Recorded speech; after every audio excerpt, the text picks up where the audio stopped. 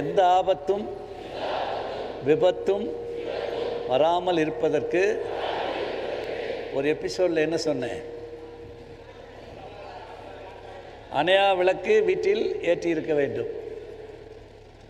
என்ன விளக்கு? ஆமாம். அணையா விளக்கு எரியுதுன்னா அந்த வீட்டில் அந்த மாதிரி துர்நிகழ்வுகள் நிகழாது. ஐயாவுடைய வாக்கு, வள்ளல் பெருமான்.